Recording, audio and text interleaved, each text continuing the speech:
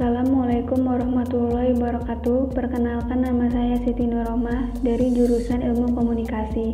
Di sini saya akan mempresentasikan tentang perubahan sosial. Perubahan sosial menurut Sujono Sukanto, perubahan sosial adalah perubahan pada lembaga-lembaga kemasyarakatan di suatu masyarakat yang mempengaruhi sistem sosialnya, termasuk nilai-nilai, sikap, dan pola perilaku di antar kelompok di masyarakat. Teori perubahan sosial. Teori perubahan sosial ada beberapa, yaitu teori evolusi. Teori ini adalah perubahan yang terjadi pada perorganisasian masyarakat, khususnya dalam hal pembagian kerja. Menurut teori ini, perubahan sosial terjadi secara lambat dan berlangsung dalam waktu yang lama. Jika mengambil pemikiran Durkheim, maka dasar perubahan sosial ini adalah perubahan masyarakat dari solidaritas mekanik menuju solidaritas organik yang ditandai dengan adanya pembagian kerja. Teori konflik. Menurut teori ini, merupakan sumber utama terjadinya perubahan sosial. Terjadi karena adanya pertentangan antar kelompok sosial, di mana kelompok yang lebih kuat cenderung mendominasi kelompok yang lebih lemah. Teori ini berakar dari pemikiran Karl Marx tentang konflik antar pemilik modal atau bourgeois dengan pekerja atau proletar. Teori siklus. Menurut teori ini, perubahan merupakan siklus yang terjadi berulang-ulang, tidak dapat direncanakan atau diarahkan ke titik tertentu.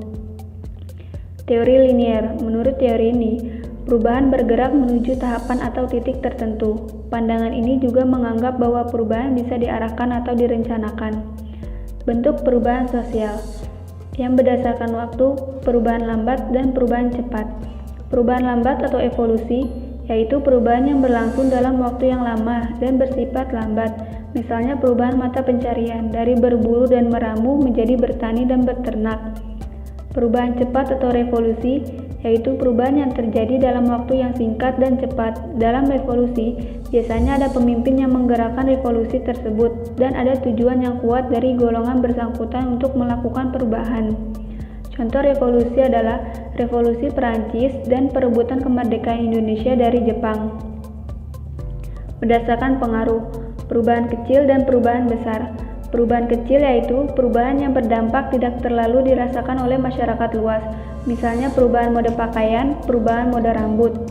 Perubahan besar yaitu perubahan yang dampaknya sangat dirasakan oleh masyarakat luas, misalnya penemuan internet dan komputer yang mengubah cara berkomunikasi secara besar, atau penemuan mesin uap yang mengubah proses produksi dari penggunaan tenaga manusia menjadi penggunaan tenaga mesin.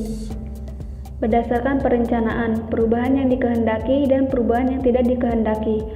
Perubahan yang dikehendaki atau direncanakan, yaitu perubahan yang sudah direncanakan terlebih dahulu untuk tujuan tertentu.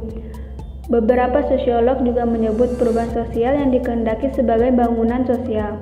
Contoh perubahan sosial yang dikehendaki adalah program keluarga berencana untuk menahan cepatnya bertumbuhnya penduduk.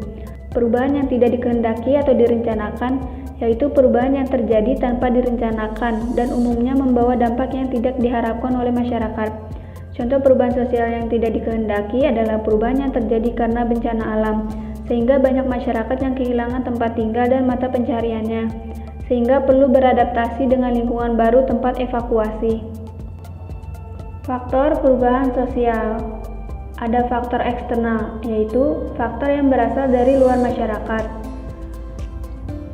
Lingkungan fisik atau alam, peperangan, dan pengaruh kebudayaan lain. Faktor internal, yaitu faktor yang berasal dari dalam masyarakat. Bertambah atau berkurangnya penduduk, penemuan-penemuan baru, konflik dalam masyarakat, dan adanya revolusi. Faktor pendorong perubahan sosial menurut Sujono Sukanto. Kontak dengan budaya lain. Kontak dengan budaya lain dimungkinkan terjadi karena adanya difusi, yaitu penyebaran unsur-unsur kebudayaan. Sistem pendidikan yang maju, lapisan masyarakat yang terbuka, yang memungkinkan orang untuk bermobilitas secara vertikal. Penduduk yang heterogen, memiliki orientasi ke depan, artinya punya visi untuk mewujudkan masa depan yang lebih baik, dan ketidakpuasan terhadap bidang-bidang kehidupan tertentu. Faktor penghambat perubahan sosial menurut Sujono Sukanto. 1. Kurangnya hubungan atau interaksi dengan masyarakat lain. Perkembangan ilmu pengetahuan yang lambat. Perubahan sosial ditopang oleh penemuan-penemuan ilmiah yang sesuai dengan kaidah ilmu pengetahuan.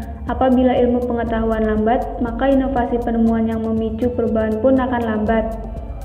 Sikap masyarakat yang tradisional dan menolak perubahan. Prasangka buruk terhadap budaya baru. Hambatan ideologis dan adanya adat atau kebiasaan yang sudah tertanam kuat sehingga menolak sesuatu yang baru.